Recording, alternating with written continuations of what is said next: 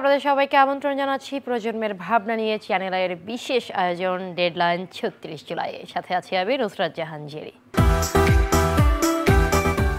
দর্শক, ২০২৪ সালের শেষ দিনে অনুষ্ঠিত হয় মার্চ ফর ইউনিটি। আমাদের আজকের পর্বে আমরা কথা বলবো মার্চ ফর ইউনিটি এবং সংবিধান নিয়ে। শিক্ষার্থীরা সরকারি চাকুরিতে কোটার বিরুদ্ধে শুরু করেছিলেন বৈষম্য বিরোধী ছাত্র আন্দোলন। পরবর্তীতে শিক্ষার্থীদের সাথে সাধারণ মানুষও অংশ নেন আন্দোলনে।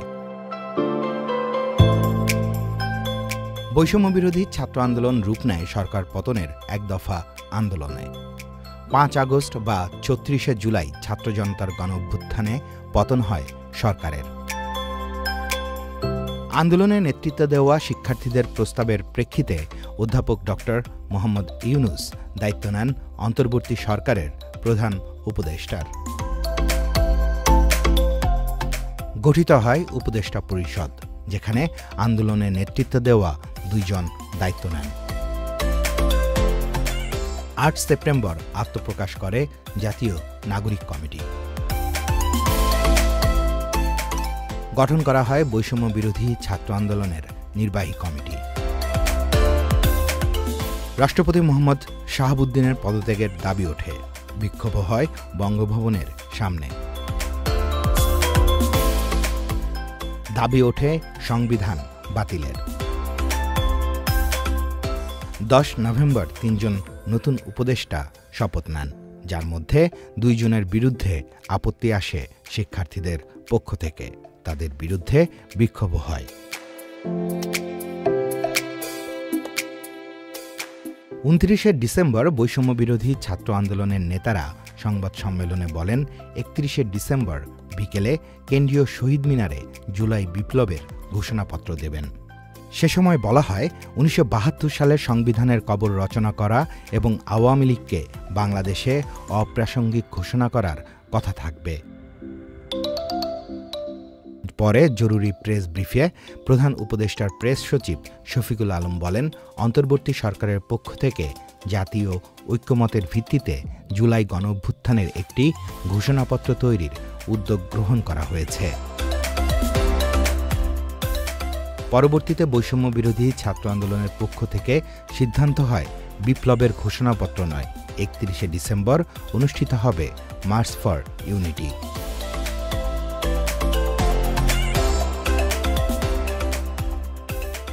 ২০২৪-এর শেষ দিনে কেন্দ্রীয় শহীদ মিনারে অনুষ্ঠিত মার্চ ফর ইউনিটি থেকে অন্তর্বর্তী সরকারকে আগামী ১৫ই জানুয়ারির মধ্যে জুলাই গণঅভ্যুত্থানের ঘোষণাপত্র জারির আলটিমেটাম দেয়া হয়। সমাবেশ থেকে ৭২-এর সংবিধান বাতিল ও আওয়ামী লীগ নিষিদ্ধের দাবি জানানো হয়েছিল।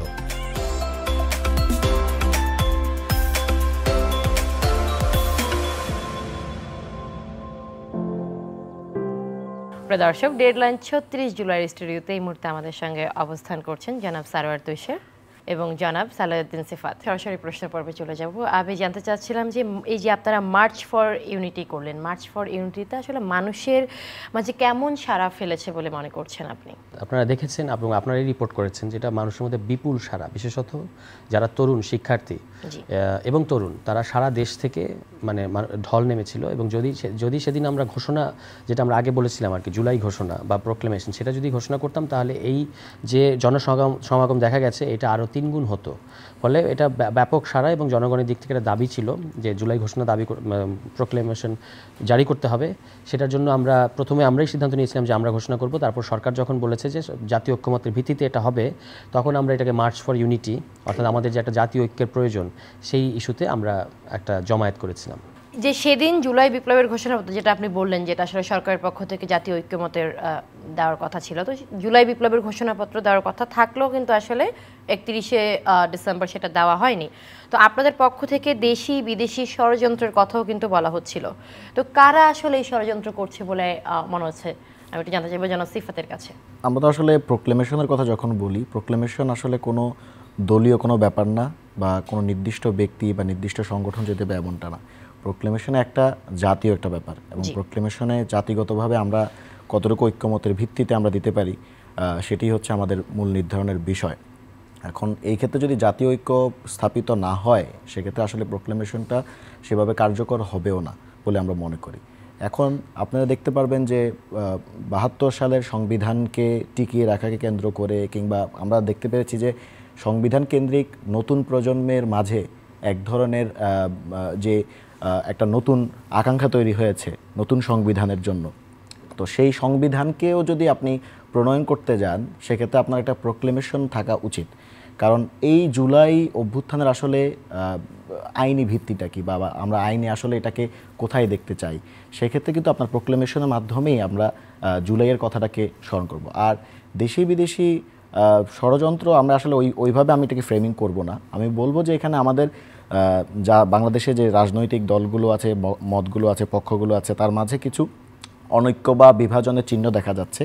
আমরা সেই অনৈক্য বা বিভাজনের চিহ্নগুলোকে যদি আমরা মিটিয়ে ফেলতে পারি তাহলে আমরা জুলাই প্রোক্লেমেশনটা আই হোপ যে আমাদের অন্তর্বর্তীকালীন সরকারের পক্ষ থেকে যে উদ্যোগটা নেওয়া হয়েছে সেটি সফল হবে এবং তার বেসিসে আমরা পরবর্তীতে সংবিধানে সেটিকে অন্তর্ভুক্ত করা বা কিভাবে সেটি সাংবিধানিক পথে অগ্রযাত্রা হবে সেটি আমরা দেখতে পাবো। কিন্তু যে প্রোক্লেমেশনের কথা বলছেন আপনি, এখানে আসলে কি কি থাকা উচিত, আপনারা কি কি রাখছেন, যদি তার একটু আভাস আমাদেরকে একটু দিতেন। এটি তো আসলে আমাদের রাখার ব্যাপার না প্রোক্লেমেশন, মানে আপনারা তো চাচ্ছেন, আমি সেই স্থান থেকে জানতে চাচ্ছি। আমরা যারা তরুণ আছি, আমরা যারা ছাত্র আছি, আমরা বারবারই বলছি যে এর মাঝে আমাদের এই জনপদের যে সংগ্রামের লম্বা ইতিহাস, সেই ইতিহাসকে এখানে স্থান দিতে হবে। সেটি আমরা ব্রিটিশ বিরোধী সংগ্রাম করেছি, সেটির একটা স্থান এখানে পেতে হবে। আমরা ৭১-এ পাকিস্তানি হানাদারদের বিরুদ্ধে আমরা যুদ্ধ করেছি, সেটি একটা স্থান দিতে হবে। ইভেন ২৪-এ এসে আমরা যখন একটা চূড়ান্ত ফ্যাসিবাদী একটি সরকারের পতন ঘটিয়েছি, সেটিকে একটা স্থান দিতে হবে।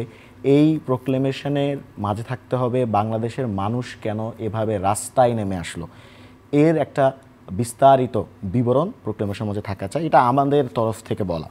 এখন আবার অন্যান্য রাজনৈতিক দলগুলো, মতগুলো, পক্ষগুলো তারা তাদের মতো করে তারা যদি এটিকে ধারণ করতে পারে যে তরুণ প্রজন্ম কেন রাস্তায় নেমে আসলো, এটিকে যদি তারা ধারণ করতে পারে সেই জায়গা থেকে তারা তাদের ইনপুটগুলো দেবে এবং একটা জাতীয় ঐক্যের ভিত্তিতেই এই প্রোক্লেমেশনটা হবে। জনাব স্যার তুষার, যেটা হলো যে আমরা বলেছিলাম যে ষড়যন্ত্রের কথা দেশি বিদেশি, কিন্তু হলো যে জনাব সিফাত বললেন যে এটা আসলে উনি বলতে চান যে অনৈক্য বা বিভাজনের কথা বলেছেন। এখানে আপনার কি মনে হয় ব্যাপারটা কি আসলে ষড়যন্ত্র নাকি অনৈক্য বা বিভাজন, বা কিভাবে আপনি ব্যাপারটাকে দেখছেন? ষড়যন্ত্র যে একেবারে নাই তা না। বিশেষত আমরা ইন্ডিয়ার দিক থেকে দেখতে পাচ্ছি যে আমাদের এই নতুন পরিস্থিতি, মানে তারা যাদেরকে তাদের লোক এখানে মনে করে, তাদের পতনের পরে বাংলাদেশকে অস্থিতিশীল করার জন্য ইন্ডিয়ার তরফ থেকে, দিল্লির তরফ থেকে একের পর এক প্রচেষ্টা আমরা দেখতে পেয়েছি। ফলে সেটা আছে। তার চেয়ে জরুরি ব্যাপার হচ্ছে যে এই প্রোক্লেমেশন বা ঘোষণাপত্রের ক্ষেত্রে যে এটা জারি করতে হবে এই জন্য, আদারওয়াইজ এই যে এত বড় রক্তদান এবং এত আত্মত্যাগ, এটার কিন্তু কোনো রিটেন ডকুমেন্ট বা ঐতিহাসিক ডকুমেন্ট নাই। আপনি 5 বছর 6 বছর পরে যদি কেউ বলে যে না এটা তো কোনো বড় ঘটনা ছিল না বা এটার লিখিত দলিল কোথায়, এই ধরনের প্রশ্ন আসতে পারে। এই জন্য এই প্রোক্লেমেশনটা জারি করা উচিত বা আমরা সেই জন্য জোর দিয়েছি এবং আমাদের দাবিটা কিন্তু এখন সরকার কিন্তু সেটা উপলব্ধি করতে পেরেছে এবং তারা এক ধরনের, আমি বলবো যে প্রকারান্তরে বাধ্য হয়েছে যে এইটাকে এখন জাতীয় ইস্যুতে পরিণত করতে। 5 আগস্টের পরে 5 মাস পরে এটা ছাত্রদের তথা অভ্যুত্থানের শক্তিদের একটা অনেক বড় বিজয় আকারে আমরা দেখতে পারি আর কি, যে তাদের চাওয়াটা এখন একটা ন্যাশনাল ইস্যু হিসেবে পরিণত হয়েছে এবং সরকার নিজেই বলেছে যে আমরা প্রোক্লেমেশন জারি করতে যাচ্ছি। ষড়যন্ত্র আছে, কিন্তু ষড়যন্ত্রের চেয়ে বড় জিনিস হচ্ছে এটাকে রেকগনাইজ করা দরকার আছে, এত বড় ঘটনাটাকে। মার্চ ফর ইউনিটি প্রসঙ্গে যে বিএনপির হলো যে আমরা যেটুকু জানি যে কেন্দ্রীয় যুগ্ম মহাসচিব যিনি আছেন তিনি প্রশ্ন তুলেছেন যে এই ধরনের সমাবেশ এবং যে বক্তব্য আসলে পাল্টা চলছে যে এগুলো আসলে ষড়যন্ত্র, লুটপাটকারী ও ফ্যাসিবাদের সহায়ক নয় কি? সেই প্রশ্নটি বোধহয় যারা সমাবেশ করছে এবং আপনারা যারা আছেন তাদের দিকে ছুড়ে দেওয়া হয়েছিল। তো এই প্রসঙ্গে আমি একটু জানতে চাচ্ছি এই বিষয়ে আপনাদের মতামত কি? এটা খুব খুবই অনাকাঙ্ক্ষিত দুঃখজনক মন্তব্য। মানে এটা কি করে যারা ফ্যাসিবাদকে বাংলাদেশ থেকে পতন ঘটিয়েছে তাদেরকে যদি আপনি বলেন যেটা ফ্যাসিবাদের সহায়ক হচ্ছে, তাহলে এটা খুব দুঃখজনক হয়। আমরা তো দেখেছি যে বিএনপি তরফ থেকে 5 আগস্টের অভ্যুত্থানের ঠিক পরের দিন একটা বড়সড় সমাবেশ করা হয়েছে। তখন কিন্তু আমরা বলি নাই যে এতে করে ফ্যাসিবাদী শক্তির সহায়ক হচ্ছে। আপনি তো একদিন পরে তো সমাবেশ করার কোনো দরকার ছিল না। প্রশ্ন করেছেন। হ্যাঁ, আমরাও পাল্টা প্রশ্ন করতে পারি, কিন্তু আমরা এরকম পাল্টা প্রশ্নে না গিয়ে কেন এটা করতে হচ্ছে কজটা আমরা বোঝাতে চাই। এবং তারা পলিটিক্যালি রেটরিক আকারে অনেক কিছু বলতে পারে, কিন্তু অভ্যুত্থানের পরে এটার যে দরকার এ ব্যাপারে কিন্তু কেউ কোনো প্রশ্ন তুলছে না। আচ্ছা, আমি এই সেম প্রশ্নের উত্তরটি আমি আপনার পয়েন্ট অফ ভিউ থেকে জানতে চাই, আপনার মতামত কি এই ব্যাপারে? ছাত্র জনতা তো আসলে মার্চ ফর ইউনিটি এই প্রোগ্রামটি ঘোষণার মাধ্যমেই তারা আসলে ঐক্যের ডাক দিয়ে দিয়েছে এবং তারা বলেছে যে আমাদের এই যে জুলাই প্রোক্লেমেশনের প্রশ্নে কিংবা বাংলাদেশ প্রশ্নে তারা ইতিপূর্বে ঐক্যের কথা বলেছে। আবার জাতীয় ঐক্য আপনার যখন ৩রা আগস্টে ফ্যাসিবাদী ব্যবস্থার বিলোপ এবং নয়া রাজনৈতিক বন্দোবস্তের এক দফা ঘোষণা করা হয়েছিল, তখনও কিন্তু জাতীয় ঐক্যটা ছিল। জাতি এই এক দফার ঘোষণা শুনেই, জাতি যে শুধুমাত্র মানে স্টেপ ডাউন হাসিনা বলেছে ব্যাপারটা এমন না, জাতি নাহিদ ইসলামের মুখে এটাও শুনেছিল যে ফ্যাসিবাদী ব্যবস্থার বিলোপ, নতুন রাজনৈতিক বন্দোবস্ত। এই কথা শুনেই কিন্তু জাতি ঐক্যমত গঠন করে সংহত হয়ে তারা কিন্তু ঢাকার রাস্তায় নেমে এসেছিল। ফলে এই জাতীয় ঐক্যটা তখন থেকেই ছিল। সো এখন জাতীয় ঐক্যে আসলে বিভাজন কোত্থেকে আসলো বা সেখানের সূত্রগুলো কি কি, আমরা তো ইতিমধ্যে এটা সম্পর্কে সম্মত হয়ে গেছি সবাই যে আমাদের একটা ফ্যাসিবাদী কাঠামো আছে রাষ্ট্রের মাঝে, সেটাকে উচ্ছেদ করতে হবে, উৎখাত করতে হবে, সমূল উৎপাদন করতে হবে, এবং সেটা করার জন্যই জুলাইয়ের আমরা রাস্তায় নেমেছিলাম। তাহলে এখন সেটাকে আমরা উৎখাত করতে পারছি না কেন, বা সেই প্রশ্নে কেন আমাদের বিভাজন, জুলাই ডিক্লারেশনের প্রশ্নে কেন আমাদের বিভাজন? ইতিমধ্যে সারাওয়াত তুষার ভাই খুব ভালোভাবে পয়েন্ট আউট করেছেন যে জুলাই ডিক্লারেশনটা কেন জরুরি। আমিও বলেছি যে it would be a written document, যে আমরা কেন এখানে রাস্তায় নামলাম এবং আমাদের ইতিহাসকে সেটা সন্নিবদ্ধ করার একটা প্রয়াস। তো ফলে এর প্রশ্নে তো আসলে আমাদের বিভাজনের কোনো সূত্র থাকা উচিত না। এবং ছাত্রদের পক্ষ থেকে যে জুলাই ডিক্লারেশনে উদ্যোগ নেওয়া হয়েছিল, এটা মূলত ছাত্ররা যখন দেখতে পাচ্ছে যে রাজনৈতিক যে শক্তিগুলো আছে তারা এই উদ্যোগটা নিচ্ছে না, বা তাদের তরফ থেকে তেমন কোনো তোড়জোড় নেই, ইভেন সরকারের পক্ষ থেকেও তোড়জোড় নেই। আপনি দেখতে পাবেন যে সরকারের পক্ষ থেকে বলা হচ্ছে যে এটা একটা প্রাইভেট ইনিশিয়েটিভ বা এই ধরনের কথাবার্তা আমরা দেখতে পেয়েছি। ফলে এই তোড়জোড় যখন আমরা কোনো পক্ষ থেকেই যখন ছাত্ররা দেখতে পাচ্ছে না, তখন ছাত্ররা নিজে উদ্যোগী হয়ে এইটার ঘোষণা দিয়েছে এবং প্রকারান্তরে এটা একটা বিজয়, কারণ সরকার এই দাবিটা মেনে নিয়েছে যে ওকে ফাইন, এটা আমাদের করা উচিত ঐতিহাসিক একটা দায় থেকেই। তো ফলে আমি মনে করি যে ছাত্ররা আসলে এখানে বিভাজনের রাজনীতি টানে নাই, বরং ছাত্ররাই ঐক্যের পথে হেঁটেছে। সংবিধানের এই বর্তমান এক্সিস্টিং সংবিধানের আসলে সমস্যা কি কি, এবং কেন আমরা আসলে কি কারণে আমরা আসলে সংবিধান বদলাতে চাই, এবং বদলালে আমাদের জন্য কি বেটার ওয়ে আসতে পারে? এই সংবিধান নিয়ে মানে সমস্যাটা দুটো স্তরে। একটা হচ্ছে এটার বৈধতা সংক্রান্ত সমস্যা, যে যারা এই সংবিধানটা প্রণয়ন করেছিল তাদের এই সংবিধান প্রণয়ন করা ম্যান্ডেট ছিল না, কারণ তারা 70-এর পাকিস্তানের জন্য শাসনতন্ত্র প্রণয়নের জন্য নির্বাচিত ছিলেন। তারপর যখন দেশ স্বাধীন হয়ে গেছে তখন কিন্তু একটা নতুন নির্বাচনের দরকার ছিল, যারা ওই নির্বাচনে যারা জয়ী তারা গিয়ে সংবিধান প্রণয়ন করবে, সেটা ঘটে নাই। ফলে এই বৈধতা সংক্রান্ত তর্ক তখন থেকেই আছে, প্রশ্ন তখন থেকে আছে, এটা এখন আরও প্রবল হয়ে উঠেছে। এটা যে একটা সমস্যা। দ্বিতীয় সমস্যা হচ্ছে এই সংবিধানে স্ট্রাকচারালি স্বৈরতন্ত্রকে প্রমোট করে, এবং যখন বিশেষত এই সংবিধানের সাথে আওয়ামী লীগের একটা বিশেষ সম্পর্ক আছে। সেই সম্পর্কটা হচ্ছে যে এটার যে মূলনীতি, 4টা মূলনীতি, এই 4টা মূলনীতি কিন্তু আওয়ামী লীগের তথা বাকশালের দলীয় মূলনীতি, ফলে একটা জাতীয় ডকুমেন্ট হয়ে গেছে, একটা দলের ডকুমেন্ট। ফলে যখন আওয়ামী লীগ ক্ষমতায় থাকে এবং এই সংবিধান থাকে, তখন এই স্বৈরতন্ত্র, যেটার কথা আমি একটু আগে বললাম, এটা ফ্যাসিবাদের রূপ নেয়, এবং তার পরিণতি আমরা গত 15 বছর যাবত দেখলাম। ফলে আপনি দেখবেন যে এই সংবিধান তো গত 3টা ইলেকশন যে আওয়ামী লীগ রিগ করলো, চিন্তাই করলো, এটা কিন্তু আমাদের মৌলিক অধিকারের পক্ষে দাঁড়াতে পারে নাই, ভোটাধিকারের পক্ষে দাঁড়াতে পারে নাই, মত প্রকাশের স্বাধীনতার পক্ষে দাঁড়াতে পারে না, সভা সমাবেশের অধিকারের পক্ষে দাঁড়াতে পারে না। এখানে গুম হয়েছে, ক্রসফায়ার হয়েছে, কোটি কোটি শত শত হাজার হাজার কোটি টাকা এখান থেকে লুটপাট হয়েছে, কোনো কিছুতেই, এবং বিচার বিভাগের স্বাধীনতা খর্ব করা হয়েছে। এই একটা কোনো ব্যাপারে সংবিধান কিন্তু জনগণের পক্ষে অবস্থান নিতে পারে নাই। ফলে আমরা আমাদের জায়গা থেকে বলেছি যে এই সংবিধান ইতিমধ্যেই গণ অভিপ্রায়ের বিপরীতে দাঁড়ানো। যখন একটা সংবিধান গণ অভিপ্রায়ের বিরুদ্ধে দাঁড়ায়, তখন সেই সংবিধান নিজেকে বাতিল করে দেয়। সেটা এটার ক্ষেত্রে ঘটেছে। এই জন্য এখন আপনাকে নতুন সংবিধান করতে হবে, গণতান্ত্রিক সংবিধান করতে হবে। যে সমস্যাগুলো আমি এতক্ষণ বললাম, এই সমস্যাগুলো অ্যাড্রেস করে পরবর্তীতে নতুন একটা গণতান্ত্রিক সংবিধানে যেন কখনোই ভোটাধিকার হরণ করা না যায়, মৌলিক অধিকার হরণ করা না যায়, সেগুলো নিশ্চিত করতে হবে। এবং আমরা সংবিধান সংস্কার কমিশনে আমাদের দিক থেকে যে প্রস্তাবগুলো দিয়েছি, সেখানে এই প্রত্যেকটা ব্যাপার আছে, যে প্রধানমন্ত্রীকে কনস্টিটিউশনের অধীনে আনা। এখন কিন্তু প্রধানমন্ত্রী কনস্টিটিউশনের ঊর্ধ্বে, ঠিক আছে? এখনকার যে কারেন্ট যে ব্যবস্থা, এটাকে আমরা বলছি যে তাকে সংবিধানের অধীনে আসতে হবে, সংসদের অধীনে আসতে হবে, তাকে চাইলে অভিশংসন করা যাবে, এই জিনিসগুলো থাকতে হবে, তার ক্ষমতাটাকে লিমিট করে দিতে হবে। এবং সংবিধান মূলত হচ্ছে সরকার কী করতে পারবে না তা বলা থাকতে হবে। এখন যেটা আছে, এটা হচ্ছে জনগণ কী করতে পারবে না সেটা পয়েন্ট আউট করা আছে, এটাকে উল্টে দিতে হবে আর কি। এরকম অনেকগুলো প্রস্তাব আমরা আমাদের দিক থেকে দিয়েছি, অন্যরাও অনেকে দিয়েছে। আমি সেই অনেকগুলো প্রস্তাবে একটু জানতে চাইবো।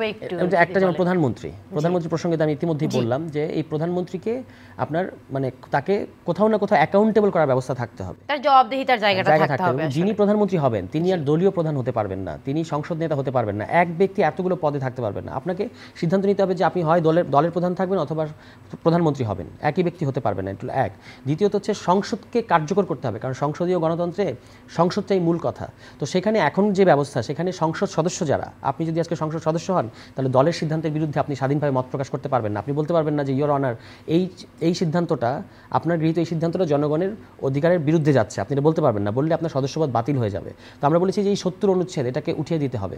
তারপর হচ্ছে আপনার ধরেন 39 অনুচ্ছেদে আছে মত প্রকাশের স্বাধীনতা, সংবাদপত্রের স্বাধীনতা, সেখানেও নানা ধরনের শর্তের মানে বেড়াজালে এটাকে আটকে ফেলা হয়েছে। টার্মস এন্ড কন্ডিশন অনেক টার্মস এন্ড কন্ডিশনসের মধ্যে মূলত এখানে মৌলিক অধিকার নিশ্চিত করা হচ্ছে না, মৌলিক অধিকার কি কি শর্তে হরণ করা হবে সেটা বলা হচ্ছে মাত্র। আমরা এই অবজারভেশন দিয়েছি এই সংবিধান প্রশ্নে। এরকম আরও অনেকগুলো বিষয় আছে, যেমন ধরা যাক আমি মূলনীতির প্রশ্নে বললাম যে এই 4টা মূলনীতি কিন্তু জনগণকে বিভক্ত করেছে। এই 4টা মূলনীতির ব্যাপারে আমাদের সমাজে ঐক্য নাই, বরং ওই যে সাম্য, মানবিক মর্যাদা, সামাজিক ন্যায় বিচার, যেটা আমাদের মুক্তিযুদ্ধের 3টা ঘোষণাপত্র ছিল, সেই 3টা ঘোষণাপত্রের এই বক্তব্যগুলোই আসলে পরের সংবিধানে আনা উচিত ছিল। এখন যখন আমরা নতুন সংবিধান প্রস্তাব করেছি তখন আমরা বলেছি যে এই 3টাকে নিতে হবে, কারণ এগুলোর ব্যাপারে সমাজে একটা ঐক্যমত আছে। কিন্তু সমাজতন্ত্র থাকা দরকার কি দরকার না, আমরা কিন্তু একমত না, মানে সবাই একমত হতে পারবো না। ধর্মনিরপেক্ষতার প্রশ্নে ঐক্যমত নাই, জাতীয়তাবাদ, বাঙালি জাতীয়তাবাদ থাকা উচিত কি উচিত না, এই ব্যাপারে ঐক্যমত নাই। তাহলে ডিভাইসিভ যে জিনিসগুলো আছে সেগুলো তো আপনি একটা জাতীয় ডকুমেন্টে রাখতে পারেন না। সবচেয়ে বড় কথা হচ্ছে গণতন্ত্রের ব্যাপারে এখানে একেবারে পরিষ্কার উদাসীনতা আছে এই সংবিধানের মধ্যে। মানে গণতন্ত্রটাই সবচেয়ে কম প্রাধান্য পেয়েছে, অন্যান্য ইডিওলজিগুলো বেশি প্রাধান্য পেয়েছে। এই সমস্ত দিক বিবেচনায় আমরা বলেছি যে এই সংবিধানটা আর মানুষের আশা আকাঙ্ক্ষাকে প্রতিফলিত করে না। তো যখন করে না, সংবিধান তো এমন না যে এটাকে কখনোই পরিবর্তন করা যাবে না। পৃথিবীর বহু জায়গায় এরকম চলতে গিয়ে যখন দেখা গেছে সংবিধানটা আর কাজ করছে না, তখন কিন্তু নতুন সংবিধান কিংবা নিদেন পক্ষের সংস্কার, হয় রিফর্ম করা অথবা নতুন সংবিধান প্রণয়ন করা, এরকম ইতিহাস পৃথিবীর বিভিন্ন জায়গায় আছে। আমাদের দেশে অভ্যুত্থানের আগের থেকেই কথাগুলো ছিল, সমাজে এমন না যে হুট করে কথাগুলো এসেছে। এখন এটা আরও বড় আকারে আমরা শুনতে পাচ্ছি, এখন সরকার এটা গ্রহণ করেছে, এটা একটা ভালো দিক। কিন্তু সমাজে কিন্তু অনেকগুলো ইন্টেলেকচুয়াল সার্কেল বলেন, কি সিভিল সোসাইটি প্ল্যাটফর্ম বলেন, কোনো ছোটো ছোটো রাজনৈতিক দল বলেন, তারা কিন্তু সংবিধানটা 72 সংবিধানের ক্রাইসিস নিয়ে লম্বা সময় ধরে কথা বলেছেন। এখানে ব্যক্তি আকারে আমি বদরুদ্দিন উমরের কথা বলতে পারি, এই সংবিধান প্রণয়নের পর থেকেই ওনাদের অবজারভেশন ছিল। ফরাদ মাজার কথা বলেছেন, অনেকে বলেছেন, কিন্তু সেগুলোকে অগ্রাহ্য করা হয়েছে। এখনই অভ্যুত্থানের পরে ওই যেটা সিফাত বললেন যে ফ্যাসিবাদী ব্যবস্থার বিলোপ, এই বিলোপের রাজনীতি মানে হচ্ছে যে স্ট্রাকচারালি যে ফ্যাসিবাদ এখানে আছে, ফ্যাসিবাদের আইকন বা পোস্টার গার্লকে আপনি সরিয়েছেন, কিন্তু যে ব্যবস্থা আকারে যে ফ্যাসিবাদটা আছে এটা কিন্তু রয়ে গেছে। এটাকে আপনার ঠিক করতে হলে সংবিধানের হাত দিতে হবে। আচ্ছা, জনাব সারাত তুষার যে বললেন, আমি একটি শব্দ আসলে পিক করেছি, ছোট ছোট রাজনৈতিক দলগুলো কিন্তু এই গণঅভ্যুত্থানের আগে বলেছিল সংবিধান রিফর্ম করা নিদেন পক্ষে অথবা বদলে দেওয়ার। বড় বড় দলগুলোর আসলে এই ঐক্যমতে না আসা বা হলো এই ধরনের সেম মেন্টালিটি না থাকার কারণ আপনি কি মনে করেন সিফা? কারণের দিকে আমরা একটু পড়ে যাচ্ছি। ধরেন আপনি সাম্য, মানবিক মর্যাদা, সামাজিক সুবিচার, আমি এই পার্টিকুলার পয়েন্টে একটা কথা বলতে চাই। আমাদের এই যে মুক্তিযুদ্ধের ঘোষণাপত্র, এটি কিন্তু খুব আউটস্ট্যান্ডিং একটা কাজ, যে বিশেষত এই যে মানবিক মর্যাদা শব্দটা অ্যাড করা। কারণ মানবিক মর্যাদা অ্যাজ আ কনসেপ্ট, এটা কিন্তু মানবাধিকার কনসেপ্টের চেয়েও বৃহৎ। মানে মানবাধিকার একটা অধিকারের একটা দেওয়ার নিশ্চয়তা আছে, কিন্তু মানবিক মর্যাদা এটা কিন্তু এই হিউম্যান ডিগনিটি, এটা হিউম্যান রাইটস এই কনসেপ্টের চেয়েও একটু ব্রডার। আপনি যদি দেখেন যে বাংলাদেশের বিগত বছরগুলোতে ফ্যাসিবাদী জমানায় যখন একটা মানুষকে গুম করা হতো, চোখ বেঁধে তাকে মাইক্রোবাসে উঠিয়ে নিয়ে যাওয়া হচ্ছে, কিংবা বিশ্ববিদ্যালয় হলগুলোতে যখন একটা ছাত্রকে নির্যাতন করা হচ্ছে, গালি দেওয়া হচ্ছে, সেখানে মূলত তার হিউম্যান ডিগনিটি, মানবিক যে একটা মর্যাদা, আত্মমর্যাদা, সেই আত্মমর্যাদাকে ভুলুণ্ঠিত করা হচ্ছে। আবার আপনি যদি এই অভ্যুত্থানের সময়ও দেখেন, এই অভ্যুত্থানে কখন এটা অনেক বেশি অ্যাগ্রেভেট করেছে বা অনেক বেশি এটি উদ্দোলিত হয়েছে, যখন ফ্যাসিবাদী স্বৈরাচারী সরকার এটিকে, যারা আন্দোলনকারী আছে তাদেরকে রাজাকারের বাচ্চা, রাজাকারের নাতিপতি, এই ধরনের কথাবার্তা বলেছে। এইটি তাদের আত্মমর্যাদাকে অত্যন্ত বাজেভাবে আঘাত করেছে। ফলে যেটা আমরা দেখতে পেয়েছি, তারা হাজারে হাজার, লাখে লাখ মানুষ রাস্তায় নেমে তারা এই ফ্যাসিবাদী হাসিনাকে হটিয়েছে। ফলে মানবিক মর্যাদার যে প্রশ্নটি, এটি কিন্তু আমাদের সংবিধানে ঠিক ওভাবে নাই। আমরা সংবিধানে যত কথাই বলি যে আমাদের এই অধিকার আছে, জনগণের এইটা আছে, সেটা আছে, এগুলা একটা পজিটিভিস্ট অ্যাপ্রোচ থেকে ঠিক আছে। মানে পজিটিভিস্ট অ্যাপ্রোচটা এভাবেই যে আমরা এই অধিকার দিচ্ছি, এই অধিকার দিচ্ছি, কিন্তু একটা সংবিধানের কিংবা রাষ্ট্রের যে মৌলিক কাঠামোর ইথোসের মাঝে, ভ্যালুজের মাঝে যদি আপনার মানবিক মর্যাদা প্রশ্নটি যদি না থাকে, সেক্ষেত্রে আসলে আপনি যতগুলোই এই ধরনের কথা লিখেন না কেন, সেটা কোনো কার্যকরিতা দিতে পারবে না। আর বড় রাজনৈতিক দল বা ছোট রাজনৈতিক দল যাই বলেন, অনেক রাজনৈতিক দলই কিন্তু সংবিধান প্রশ্নে কিংবা রাষ্ট্র সংস্কার এই প্রশ্নটিতে সবাই একটা ঐক্যমত ছিল অভ্যুত্থানের আগে। সেটি যেমন আপনি রাষ্ট্র সংস্কার আন্দোলন ছিল, ইভেন বিএনপিও তার 31 দফা রূপরেখা, এই ধরনের আরও অনেক অনেক কার্যকলাপ আমরা দেখেছি। সংস্কারমূলক সবারই একটা চিন্তা ছিল, সবাই মোটামুটি একটা ঐক্যমত ছিল যে যে আমাদের আসলে এই যে বর্তমান বিদ্যমান রাষ্ট্র এবং সংবিধান ব্যবস্থা, সেটাতে আসলে তারা প্রপার মৌলিক মানবাধিকার নিশ্চিত করা যাচ্ছে না।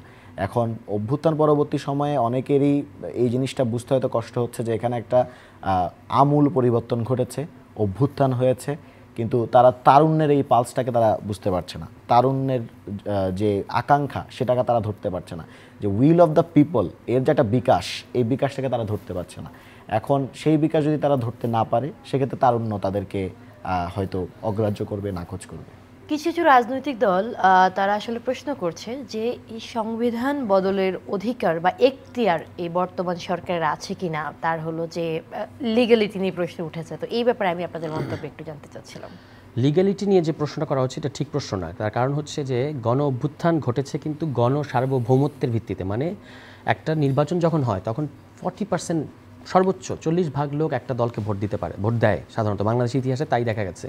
এইবার কিন্তু গণ অভ্যুত্থানে অন্তত 90% মানুষ, আওয়ামী লীগের একেবারে একনিষ্ঠ দালাল ছাড়া বাকি সবাই কিন্তু এই অভ্যুত্থানের হয় অংশগ্রহণ করেছে অথবা সমর্থন দিয়েছে। তার মানে এত বিপুল পরিমাণ গণবৈধতা নিয়ে আর কোনো সরকার বাংলাদেশে আসে নাই। ফলে এটা লিগ্যালিটির প্রশ্নটা যারা করছেন তারা ঠিক প্রশ্ন করছেন না। আমরা বরঞ্চ বলেছি আমাদের জায়গা থেকে যে এই সংবিধান অসাংবিধানিক হয়ে গেছে, কারণ এটা গণ অভিপ্রায়ের বিপরীতে দাঁড়ানো। আর এই অভ্যুত্থান হচ্ছে সাংবিধানিক, কারণ এটার মধ্য দিয়ে আবার আপনি গণ অভিপ্রায়ের পথটা সুগম করেছেন। আর দ্বিতীয়ত হচ্ছে যে অধিকারটা কিন্তু এখান থেকে আসবে যে আপনার সংস্কারের জন্যই 3 তারিখে যে ফ্যাসিবাদী ব্যবস্থা বিলোপের কথা বলা হয়েছে, সেই সংস্কারের ম্যান্ডেট নিয়ে এই সরকার এসেছে। সে অনেকগুলো রাষ্ট্রীয় প্রতিষ্ঠানের সংস্কার করবে, যেটার কাজ ইতিমধ্যেই চলমান। সংবিধান সংস্কারের পরিবর্তনের প্রশ্নে যেটা হচ্ছে যে আমরা মনে করি যারা বলছেন যে নির্বাচিত সংসদে গিয়ে আমরা করব, তারা একটা জায়গায় ভুল করছেন যে নির্বাচিত সংসদে গিয়ে সংবিধান প্রণয়ন কিংবা সংস্কার করা যায় না। নির্বাচিত সংসদে আপনি যেটা করতে পারেন, বিদ্যমান ইতিমধ্যেই গৃহীত সংবিধানের অধীনে আইন প্রণয়ন করতে পারেন। এটা হচ্ছে সংসদের কাজ, যে কারণে সংসদের নাম কিন্তু আসলে আইনসভা। আমরা প্রস্তাব করেছি যে সংসদের নাম আইনসভা, সেটাকে প্রতিষ্ঠিত করতে হবে। তাহলে বোঝা যায় যে এই বডিটার কাজ কি। তাহলে আপনি সংবিধান প্রণয়ন করবেন কোথায়? সেখানে আমরা আমাদের জায়গা থেকে বলেছি সংবিধান প্রণয়ন করতে হবে গণপরিষদে। গণপরিষদ হচ্ছে সেই সভা, যেটাকে ইংরেজিতে কনস্টিটিউয়েন্ট অ্যাসেম্বলি বলা হয়, যেখানে যদি কখনো সংবিধান প্রণয়নের মতো পরিস্থিতি তৈরি হয় তাহলে আপনি এখানে যাবেন। এটাও কিন্তু একটা নির্বাচনের মধ্য দিয়ে হয়। আপনাকে আমি স্মরণ করিয়ে দিতে চাই 70 সালে যে আমাদের যে বিখ্যাত যে নির্বাচনটার কথা বলা হয় 71-এর আগে, যে নির্বাচনে আওয়ামী লীগ ল্যান্ডস্লাইড ভিক্টরি অর্জন করেছিল, ওইটা কিন্তু সংসদ নির্বাচন ছিল না। That was a constituent assembly election, যার মধ্যে যারা নির্বাচিত হয়েছে তারা গিয়ে সংবিধান প্রণয়ন করবে। ঠিক আছে, তারপর তো যুদ্ধ হলো ইত্যাদি ইত্যাদি। মানে আমাদের এখানে ঐতিহাসিক অভিজ্ঞতায় অন্তত 2বার কনস্টিটিউয়েন্ট অ্যাসেম্বলির ইলেকশনের ইতিহাস আছে, একটা 46-এ আর একটা 70-তে। এখন অনেক দিন যেহেতু কনস্টিটিউয়েন্ট অ্যাসেম্বলির ইলেকশনের কোনো লিগ্যাসি বা হিস্ট্রি দেখা যায় না, এই কারণে আমরা হঠাৎ করে বুঝতে পারি না যে এই ধরনের ইলেকশনও কি হতে পারে। কিন্তু এটা পৃথিবীর বহু জায়গায় হয়েছে, বহু জায়গায়, মানে রিসেন্ট হিস্ট্রি তো আপনি পৃথিবীর বহু জায়গায় পাবেন। এখন আমাদের যেহেতু সংবিধানটা প্রণয়নের প্রশ্ন আছে, আপনি যদি এটাকে অগ্রাহ্য করে এই ফ্যাসিস্ট সংবিধান, যার বিরুদ্ধে ইতিমধ্যে একটা জনগণের রায় দেখা গেছে এই গণঅভ্যুত্থানের মধ্য দিয়ে, এইটার অধীনে নির্বাচন করে সংসদে যান, that would be a great disgrace. এই কারণে আমরা বলছি যে আপনাকে নির্বাচন হতে হবে, সেই নির্বাচনটা হবে গণপরিষদ নির্বাচন। ফলে ম্যান্ডেটের প্রশ্ন যারা করছেন তাদেরকে আমরা পাল্টা প্রশ্ন করছি যে ম্যান্ডেটটা সংসদে থাকে না, গণপরিষদে থাকে। আমি এই একই প্রশ্নের উত্তর আমি আপনার কাছে আপনার মন্তব্য জানতে চাই যে রাজনৈতিক দলগুলো বলছে যে এই সরকারের আসলে বৈধতা আছে কিনা সংবিধান পরিবর্তন করার।